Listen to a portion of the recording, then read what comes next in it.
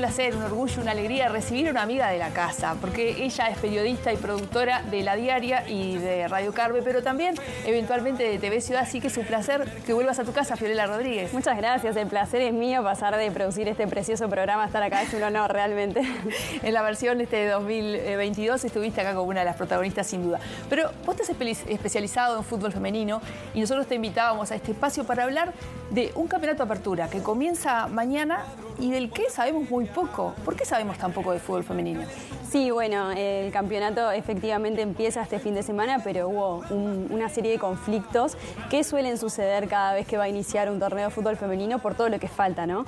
Estructuralmente el fútbol femenino está muy atrás, no hay ningún acercamiento a la equidad y a la igualdad con el fútbol de varones, desde cuestiones muy básicas que hay que tener en cuenta y está bueno repetirlas y decirlas porque sigue habiendo mucha falta de información. Por ejemplo, hay gente que piensa que hoy en día las mujeres pueden vivir del fútbol y la realidad es que en algunos casos incluso pagan por jugar. Entonces, ¿ninguna de los equipos profesionales de fútbol femenino, de los planteles, tiene jugadoras que puedan vivir de su salario? No, realmente no, realmente no. De hecho, son 3 o 4 los equipos que pagan viáticos. Algunos son viáticos solamente para el transporte, otros son un poquito más altos, pero la realidad es que ninguna puede vivir del fútbol. O sea que tienen su trabajo, sus estudios y además el entrenamiento.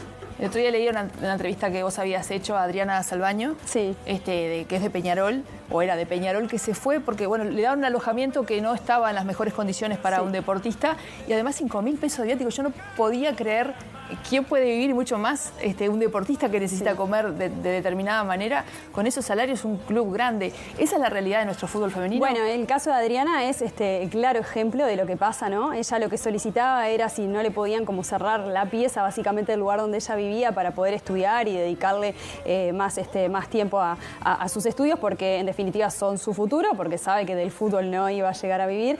Y bueno, la cuestión era que no había capital en Peñarol para costear algo como una pared de yeso, por ejemplo. Y no es por criticar a Peñarol, es por poner sobre la mesa la realidad del fútbol femenino, porque pasa en todos los clubes e incluso Peñarol en esa situación ya era un montón que ella que pudiera vivir acá siendo del interior y jugar, porque otros clubes no tienen tampoco un alojamiento para brindarle a las jugadoras. Hay equipos en los que todavía se siguen costeando, por ejemplo, la indumentaria. Entonces, no solo no ganás nada por jugar, sino que además tenés que pagar también para ir a los entrenamientos, los boletos, ¿no? Es un todo. Es una contradicción horrible con los mandatos de Conmebol, FIFA, que obligan a que los clubes tengan un equipo que compitan internacionalmente, los clubes del fútbol masculino que compitan internacionalmente tengan un equipo femenino también. Sí. Pero uno pensó que por ahí podía venir algo de profesionalismo. Claro, pero no, yo creo que pasó todo lo contrario. Obviamente no hay que dejar de lado lo positivo, está creciendo a pasos muy lentos, pero lo que sucedió en 2018 con esa obligación de Conmebol, de que los masculinos tenían que tener fútbol femenino para competir internacionalmente, es que los equipos que no tenían femeninos sacaron de abajo de la tierra mujeres y armaron estructuras como se pudo por los varones en realidad. Entonces, si ya empezás así, es como duro, ¿no? Porque es yo les doy el nombre, les doy el lugar, les doy la cancha a las 11 de la noche para que entrenen, porque es el horario libre que me queda, pero ustedes arréglense. Entonces ya empezamos mal. Y termina siendo una contradicción espantosa porque el 20 de julio empieza el Mundial Femenino, ¿no? Estuvimos recién hace poquito con Dayana, una de las juezas que va a representarnos allí. Pero vimos la Copa América y nosotros queríamos que Uruguay estuviera ahí arriba y que clasificara al Mundial, y vamos arriba nosotros y tráiganse la Copa. Y parece que es una demencia pensar en cualquiera de esas cosas. Sí, totalmente. Lo bueno es lo que ellas le ponen, ¿no? Porque incluso en la situación en la que estamos, todo lo que pasó ahora, Uruguay es el único país de Latinoamérica que todavía no empezó el campeonato. Es eso, ¿no? La energía que ellas le ponen, la plata que dejan, el esfuerzo, y que lo tratan de hacer lo más profesional posible. Y por ejemplo, en estas inconvenientes que pasaron para que empezara el campeonato, lo que ellas pedían era jugar, ni siquiera recursos, ni siquiera estructura. Ellas pedían: queremos jugar. se pusieron unos carteles, unas manifestaciones que hicieron ellas que decía se busca al campeonato del fútbol femenino, ¿no? Queremos pelotear.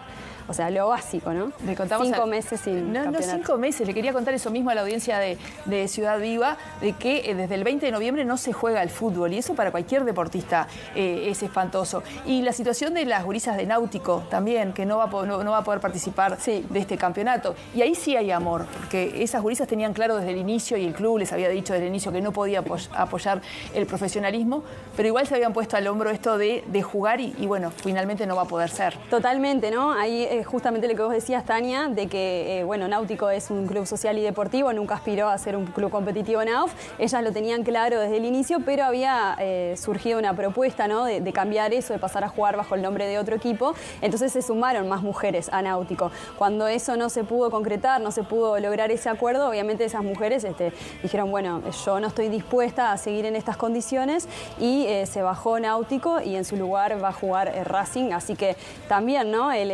Pensar que este fin de semana empezás el campeonato y de repente te cae el baldazo de agua fría de que no, y tenés que salir corriendo a buscar un equipo para jugar, porque vos querés jugar al fútbol en definitiva. Entonces son como cuestiones que atrasan mucho y que siempre quedan de rehenes las jugadoras. Y que creo que es un deporte que tenemos que empezar a construir y apoyar desde el lugar de cada uno. Y está bueno decir que van a hacer 11 equipos, se sumó Racing, entonces en lugar de Náutico Racing, se van a mantener entonces los 11 equipos que van a jugar apertura, y que el sábado ya tenemos un partido. Sí, en realidad el domingo son los 5 partidos, ahora si querés repasamos el fixture que lo tengo ahí, pero Racing ya empieza con Peñarol, o sea, se enteró esta semana que ascendió a la A porque era el cuarto en la tabla de la B, y ya el primer partido lo tiene con Peñarol, así que tremenda la poquita preparación, ¿no? El sábado Torque Boston, el domingo Fénix Nacional, Liverpool Danubio, Racing Peñarol y Wanderers River Libre Defensor. Exactamente. Sí. ¿Vos me decís que este del sábado se pasó para el domingo?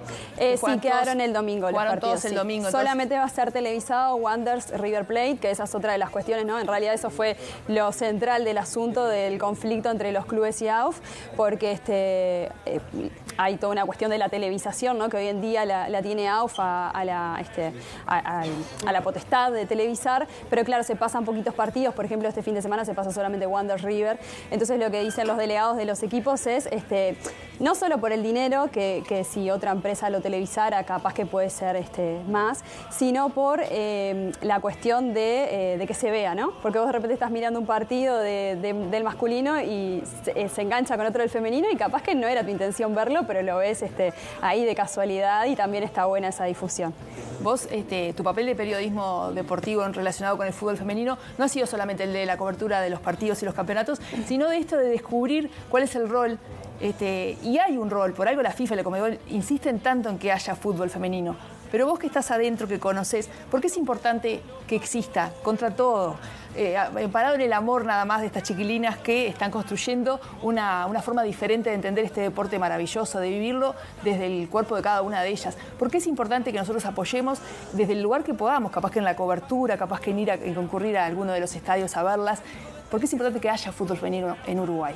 Bueno, es muy importante porque ya deja de ser una cuestión deportiva, ¿no? Es una cuestión estructural y social. La inclusión, la equidad, la búsqueda de llegar a un lugar mejor para ellas, porque en definitiva es una cuestión patriarcal también que haya esta inequidad, y porque obviamente es buenísimo para ellas, ¿no?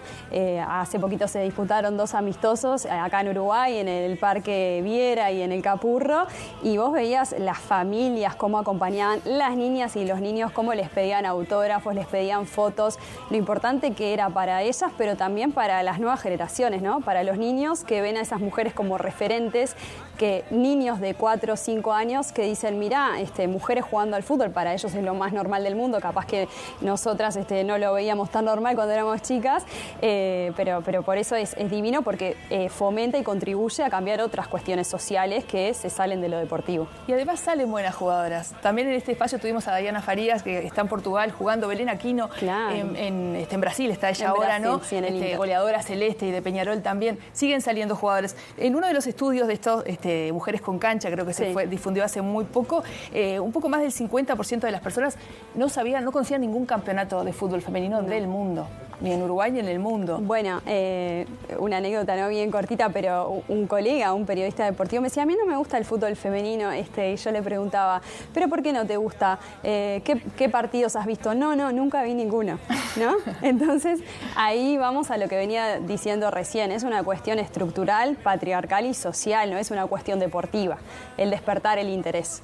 Entonces, si queremos realmente darles el lugar que se merecen las jugadoras y que es de ellas, que tienen que ocupar ese espacio porque es de ellas, porque no es que están ocupando el lugar de los varones o el fútbol de los varones. El fútbol es un lugar masculinizado porque es así como tantos otros lugares de la sociedad, ¿no? Pero si queremos fomentar eso, tenemos que empezar por casa y por lo más mínimo, que es ver a las mujeres jugar, que también nos regalan partidazos, ¿no?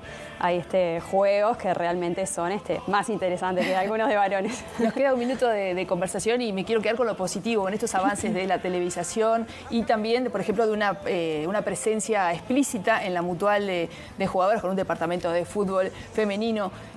¿Cómo ves hoy la actualidad en este minuto que nos queda y qué perspectivas tenemos a futuro?